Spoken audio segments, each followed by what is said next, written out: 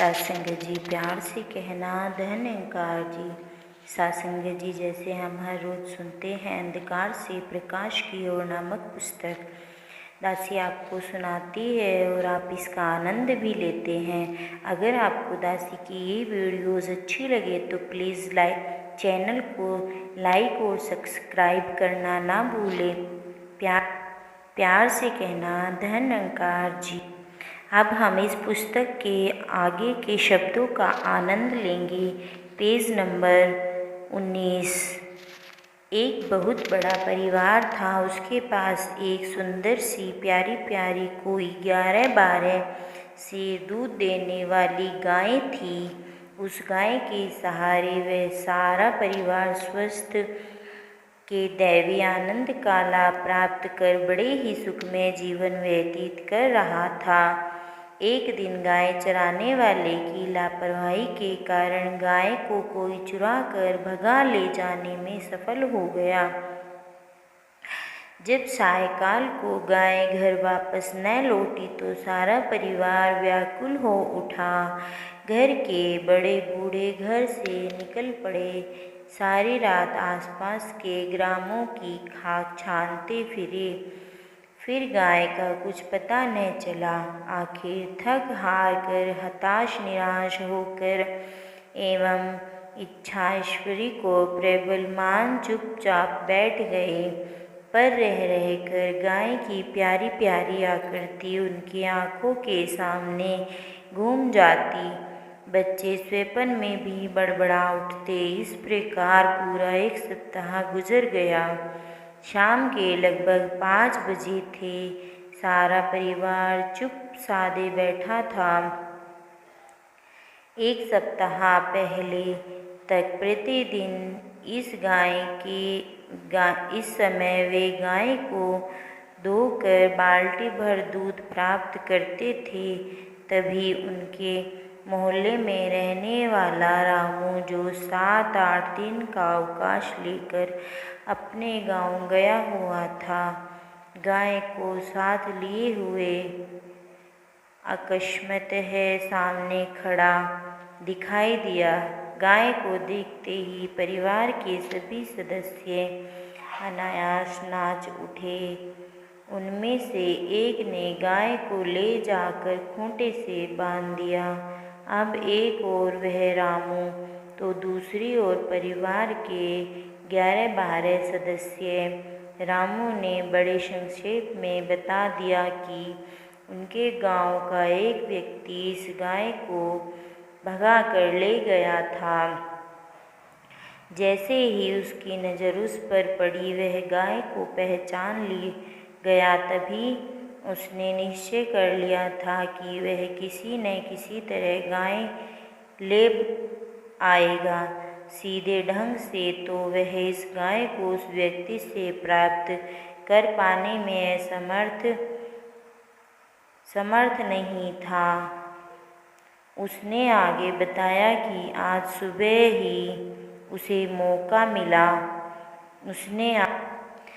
उसने आज वापस लौटना था, परंतु वह प्रातः 4 बजे उठ खड़ा हुआ और उस व्यक्ति के घर पर ही एक जगह छिप कर बैठ गया। और जैसे ही वह व्यक्ति दूध दोहकर घर के अंदर घुसा, वह अवसर पाकर गाय को ले भागने में सफल हो गया। परिवार का एक एक सदस्य रामू की भरपूर प्रशंसा कर रहा था। उसके पास से कोई उठकर जाने को तैयार न था। कोई उसको रोटी पूछ रहा था तो कोई उसके लिए मिठाई ला रहा था। रामू नीची जात का माना जाता था, लेकिन सभी उसकी सेवा में जुटे हुए थे। यहाँ तक कि वह अपनी गाय को भी भूल बैठे थे। उस गाय को जो कि उनके सुखों का असली साधन थी, जिसके लिए वे इतने आंसू बहा चुके थे। उनकी समझ में नहीं आ रहा था कि वे किस प्रकार रामू का एहसान चुकाए। यही नहीं, इसके पश्चात वे जहाँ कहीं बैठते रामू की ईमानदारी और साहस की चर्चा अवश्य करते। वे यह कहते थकते न थे कि रामू के वेश में स्वयं भगवान ने उनकी सहायता की है।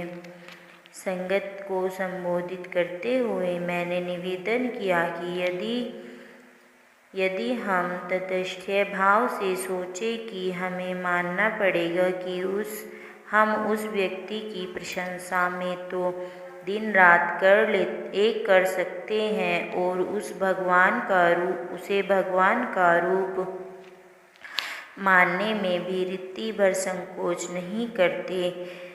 जो हमारी कोई खोई हुई प्रिय वस्तु को खोजकर ला दे, वह वस्तु हमें केवल क्षणभंगुर सुख ही प्राप्त कर सकती है, और अगर वह वस्तु न मिले तो भी हम उसके स्थान पर उससे भी कहीं अच्छी वस्तु थोड़े से त्याग और परिश्रम से प्राप्त करने में सफल हो सकते हैं।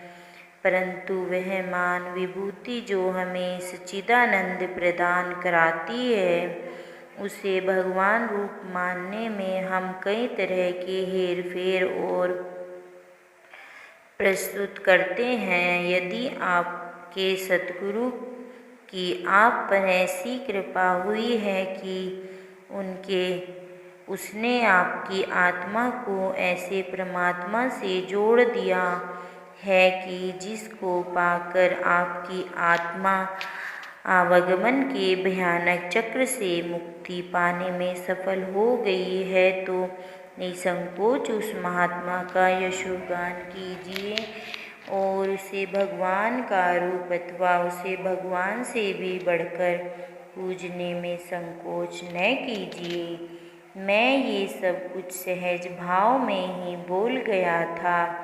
सच तो यह है कि किसी गुप्त शक्ति ने ऐसा सब कुछ मेरे मुंह से निकलवा दिया था, पर जब संगतों ने मेरी प्रशंसा करनी आरंभ कर दी तो मेरे अंदर एक अहम का भाव उदय हुआ। मैं मन ही मन अपनी भाषण कला और कहानी गढ़ने की कला में फूला न समा रहा था। वे भोले भोले और निष्क्रिय हृदय तो मेरे कल्याण के लिए हाथ जोड़ जोड़ कर निवेदन कर रहे थे कि शास्त्री जी, आपने अभी तो ज्ञान प्राप्त नहीं किया और आप इतना अच्छा बोलते हैं। यदि आप ज्ञान ले और आपके मन की आंखें खुल जाएं तो फिर कहना ही क्या। पर मैं अहम भाव में इतना डूबा हुआ था कि उनके हितकारक शब्द मुझ पर कोई प्रभाव करने की बजाय मेरा अहम ही बढ़ा रहे थे। खैर, मैं घर लौट आया और जैसे ही तकिए पर सिर रखा गहरी सोच में डूब गया। कई प्रकार के प्रश्न जन्म लेने लगे, पर उन प्रश्नों के उत्तर अभी स्वतः साथ ही प्राप्त होते जा रहे थे।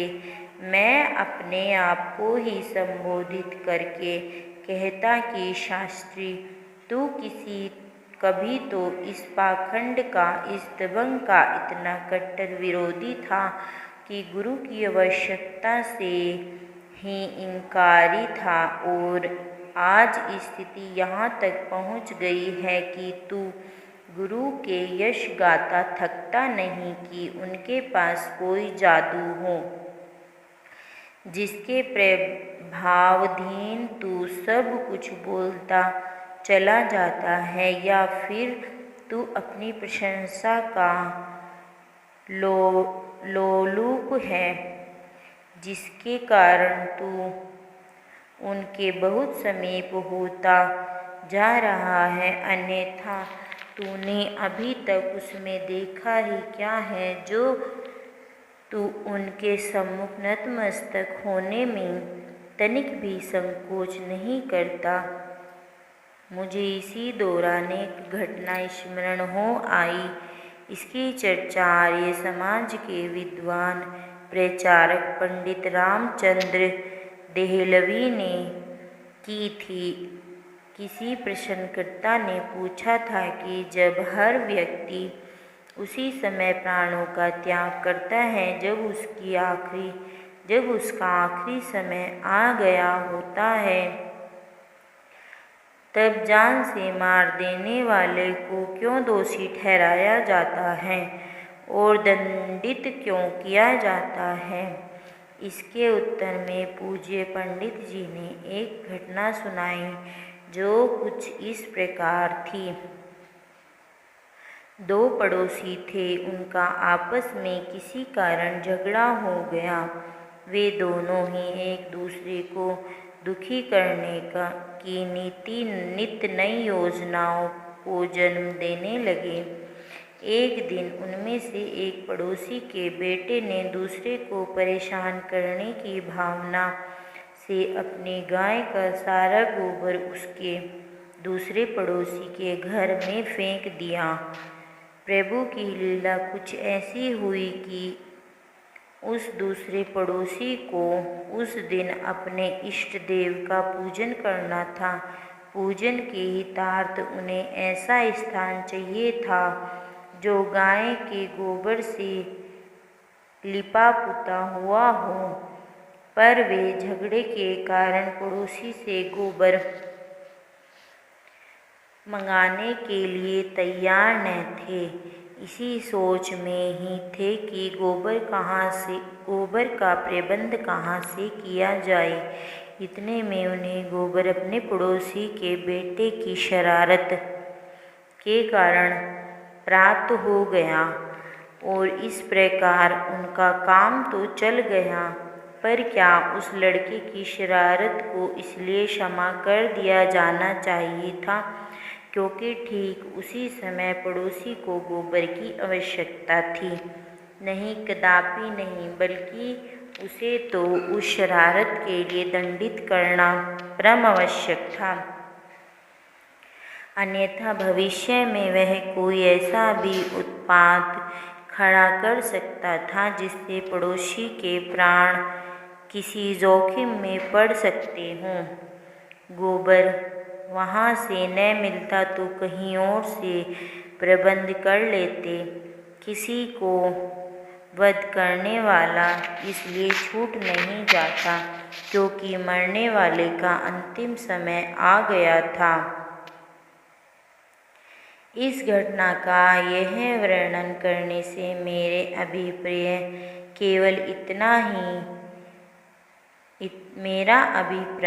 केवल इतना ही है कि मैं भले ही गुरु की महत्ता की आवश्यकता पर बड़ा लंबा चौड़ा भाषण झाड़ आया था और इसमें भी कोई संदेह नहीं कि उस महात्मा का संदेह जो वहाँ पहुँचाना चाहता था, और इसमें कोई भी संदेह नहीं कि उस महात्मा का संदेश जो वह पहुँचाना चाहता था मेरे द्वारा पूर्ण भी हो रहा था तथा श्रोतागण उससे लाभवंत भी हो रहे थे। पर मैं सोच रहा था कि आखिर मेरा क्या बना। मेरी दशा तो धोबी के कुत्ते की सी हो रही थी जो न घर का होता न ही घाट का। पहले मैं कम से कम जाने अनजाने अथवा चाहे अनचाहे कुछ क्षण अपने प्रभु का नाम ही सही जाप तो करता था, पर अब तो मेरा यह दैनिक कर्म भी छूट गया और मैं उस महात्मा का शिष्यत्व भी ग्रहण न कर सकता था। इसी उधेड़ बुन में उस महात्मा के एक बड़े ही सुलझे हुए शिष्य के एक प्रवचन का अंश मुझे स्मरण हो आया। उन्होंने अपने प्रवचन के दौरान बताया था कि कई लोग आते हैं और हमारे मुँह पर ही बड़े इत्तेफाक से कह देते हैं कि वे इस पाखंड के बड़े कट्टर विरोधी हैं, और हम भी उनकी हाँ में हाँ मिलाते हुए एवं उनका समर्थन करते हुए यहाँ तक कह देते हैं कि हम तो इस संसार में आए ही इसलिए हैं कि इस पाखंड को जड़ से उखाड़ फेंके। इस विषय में उन्होंने जो व्याख्या की थी उसने आज गई रात में मेरी बहुत सहायता की। उन्होंने बताया कि जो लोग पाखंड का सही अर्थ ही नहीं समझते, वस्तुतः पाखंड का सही अर्थ है कि जो हमारा आचरण उनके विरुद्ध हो। उन्होंने इस बात की व्याख्या एक उदाहरण द्वारा करते हुए बताया कि हम बाजार में जाते हैं, वहाँ एक दुकान पर बहुत बड़े बड़े अक्षरों में लिखा हुआ बोर्ड टंगा है कि यहाँ शुद्ध देसी घी मिलता है। यह पढ़कर यदि घी खरीदने लगें और खरीदते समय हमें यह पता चल जाए कि यह शुद्ध देसी घी नहीं बल्कि अशुद्ध घी है, तो हम निसंदेह यह कह सकते हैं कि यह पाखंड है, यह एक दंभ है, और हमारा कर्तव्य बन जाता है कि हम पूरी शक्ति से इसका विरोध करें। पर अगर सचमुच ही हमें शुद्ध देसी घी ही प्राप्त होता है तो हमारा कर्तव्य हो जाता है कि हम उसका प्रचार उस गली कूचे में भी करने से संकोच न करें जिसमें हम निवास करते हैं। ठीक इसी प्रकार जब कोई हमसे कहता है कि हमारा गुरु आत्मा को परमात्मा की अनुभूति कराता है, तो हमारा पहला कर्तव्य यह बन जाता है कि हम पहले इसके चरण कमलों में उपस्थित होकर ईश्वर अनुभूति के लिए याचना करें। यदि यह गुरु हमारी आत्मा को परमात्मा से जोड़ दे तो हम इसके सामने जीवन भर के लिए सिर झुका देना चाहिए, और यदि यह ऐसा न कर सके तो हमें खुली छूट है। छूट ही नहीं बल्कि हमारा यह परम कर्तव्य हो जाता है कि हम इस पाखंड के विस्तार को रोकने के लिए अपने प्राणों तक की आहुति दे देने से भी पीछे न हटे। यह सोचते सोचते मैंने मन ही मन निश्चय किया कि मुझे पहले उस महात्मा के पास जाकर ज्ञान प्राप्ति की याचना करनी चाहिए और फिर देखना चाहिए कि क्या वह ऐसे दुरुकार्य कर भी सकते हैं या नहीं। तब ही जाकर मेरे मन की दौड़ धूप समाप्त हो सकती है। इस निश्चय पर पहुँचने के साथ ही मुझे नींद आ गई। मेरे घर मेरे दफ्तर से 8 मील दूर था। मैं दफ्तर साइकिल पर जाया करता था। रात को देर से सोने के कारण प्रातः देर से उठा। परिणामतः कुछ खाए पिए बिना ही साइकिल उठाकर दफ्तर को चल पड़ा।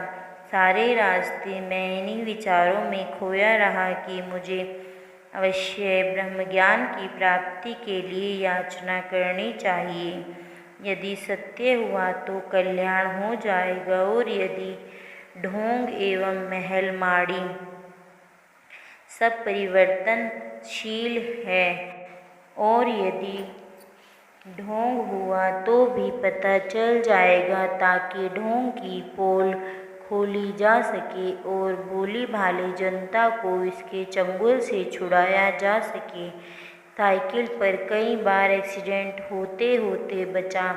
खैर रात को मैं दृढ़ निश्चय करके सत्संग में पहुंच गया, परंतु प्रभु की लीला अपार है। वह वहां पहुंचकर फिर वही पुरानी शंकाएं रह रहकर मन को विद्रोहित हेतु उकसाने लगी। मेरा हृदय कभी इस ओर चला जाता कि जो महापुरुष स्टेज पर बैठा है, अच्छा खाता पीता, अच्छे अच्छे वस्त्र पहनता है, त्याग नाम का भाव तो उससे कोसों दूर है, और जो महापुरुष श्रोतागण के रूप में विराजमान है, उसमें भी कोई ब्रह्मज्ञान की कसौटी पर पूरा न उतरता दिखाई देने लगा। ऐसा लगने लगा कि मैं किसी षड्यंत्र का शिकार होने जा रहा हूँ। रह कर वहाँ से चुपचाप उठकर घर को चले जाने के लिए मन व्याकुल होने लगा। इधर मन में यह संघर्ष चल रहा था, उधर एक विद्वान महापुरुष जिन्होंने उस दिन विशेष रूप से आमंत्रित कर रखा था, बड़े ही अनोखे ढंग से फरमा रहे थे, लोगों को परमात्मा की कोई ज़रूरत नहीं। दुनिया तो भौतिक पदार्थों की पुजारी है और इनकी प्राप्ति के लिए सर पटक पटक कर प्राणों की आहुति दे देने में संकोच नहीं करती। हालांकि भौतिक पदार्थों से शाश्वत सुख की उपलब्धि कर पाना एकदम असंभव है, क्योंकि भौतिक पदार्थ परिवर्तन के शिकार हैं। उन्होंने इस तथ्य की पुष्टि अपने उदाहरणों द्वारा की। उन्होंने एक माँ की व्यथा गाथा कह सुनाई। साथ संगत जी, प्यार से कहना, धन निरंकार।